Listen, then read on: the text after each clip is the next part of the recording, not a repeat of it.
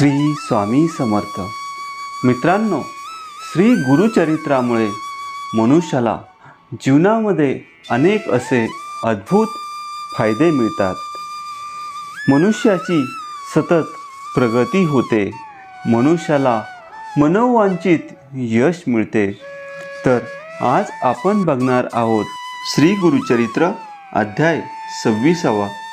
मित्रांनो, अध्यायाला सुरुवात करण्यापूर्वी खाली कमेंटमध्ये श्री स्वामी समर्थ असे लिहून चॅनलला सबस्क्राईब करा. तर आपण आता अध्यायाला सुरुवात करत आहोत. श्री स्वामी समर्थ.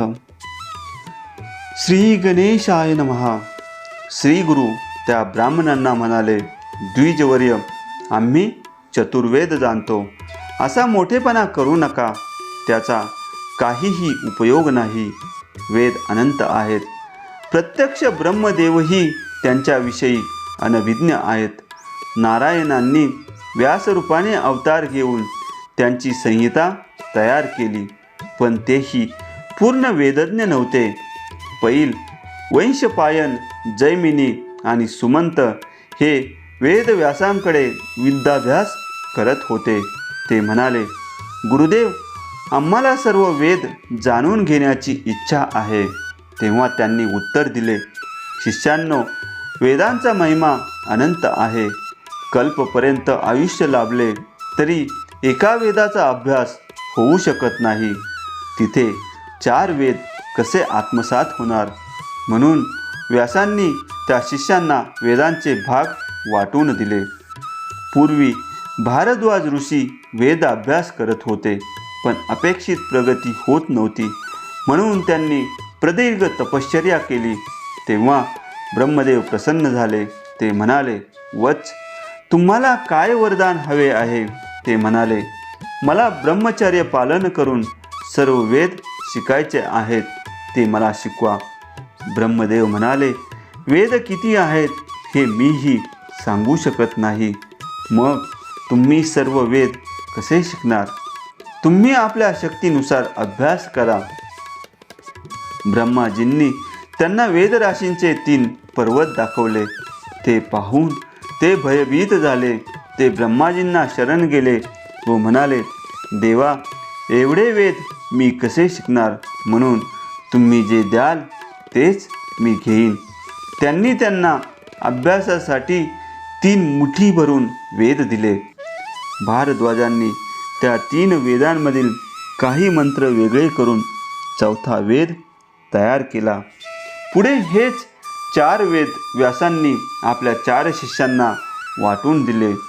पैल मुनींना ऋग्वेद सांगितला, वैशंपायन यांना यजुर्वेद सांगितला, जैमिनींना सामवेदाची व सुमंतांना अथर्ववेदाची सविस्तर माहिती सांगितली. त्या प्रत्येक वेदाचे ध्यान, वर्ण, गोत्र, देवता, छंद, स्वरूप, उपवेद, भेद, शाखा यावर विस्तृत विवेचन केले. श्री गुरूंच्या मुखातून ती सर्व माहिती ऐकताना ते ब्राह्मणही थक्क होऊन गेले. श्री गुरु त्यांना म्हणाले, पूर्वी या भरतखंडातील लोक पुण्यवान होते. वर्णाश्रम धर्माला अनुसरून वागत होते. ते सत्व कलियुगात लोप पावले. ब्राह्मणांनी कर्म सांडले. ते वेदबाह्य आचरण करू लागले. त्यामुळे वेद अभ्यास मागे पडला. ब्राह्मण इतके कर्मभ्रष्ट झाले की द्रव्याच्या लालसेने यौवनांपुढे वेद पठण करू लागले. त्यांना वेदांचे रहस्य सांगू लागले. या अधोगतीला काय म्हणावे? पूर्वी वेदविद्येमुळे ब्राह्मणांना देवत्व प्राप्त झाले होते. त्यांना देवदेवता वश होत्या, म्हणून लोक त्यांना सन्मानाने भूदेव म्हणत असत. त्यावेळी विप्र वचनांचे सामर्थ्य इतके थोर होते की इंद्रादिक सूरश्रेष्ठीसुद्धा त्यांना वचकून असायचे. विष्णू निज दैवत समजून त्यांची पूजा करायचे. राजे महाराजे त्यांच्या निस्पृह आचरणाचे कौतुक करायचे. त्यांचा आदर करायचे. जग देवांच्या अधीन, देव मंत्रांच्या अधीन, तर मंत्र ब्राह्मणांच्या अधीन अशी सत्य स्थिती होती. त्यांचे महात्म्य काय सांगावे. आज ती परिस्थिती नाही. ब्राह्मण आपले सत्व गमावून बसले आहेत. वेदमार्ग सोडून अज्ञानाने वाटेल असे वागत आहेत. पैसे घेऊन अयोग्य लोकांपुढे वेदपठण करताना आपण वेदांना भ्रष्ट करत आहोत याचीही त्यांना कल्पना नाही. अशा मूर्खांचे तोंडही पाहू नये. ते मरणोत्तर ब्रह्मराक्षसच होणार. द्विज हो, अशा आहेत चतुर्वेदांच्या शाखा. असे आहेत त्यांचे भेद. तुम्ही स्वतःला मोठे ज्ञानी समजताना मग ही माहिती तुम्हाला होती का? नाही ना. मग आम्ही चतुर्वेदी असा मोठेपणा मिळवून जगात आपल्या विद्वत्तेचा डंका कशाला पिटता? जयपत्रे मागत कशाला हिंडता? त्रिविक्रम भारतींना कशाला छळता? तुम्हाला जयपत्र वगैरे काहीही लिहून मिळणार नाही. आता मुकाट्याने निघून जा. आपला जीव धोक्यात घालू नका, त्यातच तुमचे कल्याण आहे. सिद्ध म्हणाले, नामधारक श्रीगुरूंनी त्या ब्राह्मणांना हिताची गोष्टच सांगितली होती, पण त्यांनी आपला हेका सोडला नाही.